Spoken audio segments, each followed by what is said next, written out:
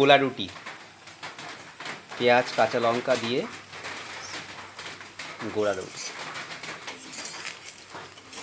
অল্প তেলে কড়াইতে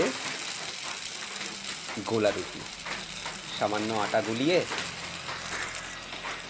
জাস্ট সেঁকে নেওয়া।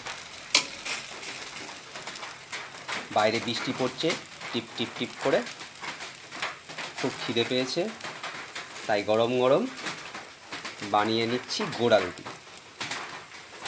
গোলা রুটি আটা গুলিয়ে যে রুটি করা হয়, আস্তে আস্তে একটু পোড়া পোড়া হয়ে গেলে তখন নামিয়ে নিতে হবে।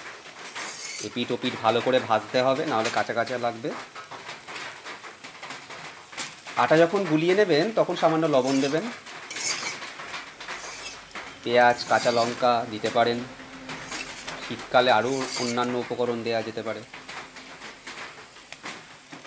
খুব গরমে ভালো লাগে না খেতে, একটু ঠান্ডা ঠান্ডা পড়লে, মনে আনন্দ ফুর্তি জাগলে তখন খাওয়া যেতে পারে গোলা রুটি।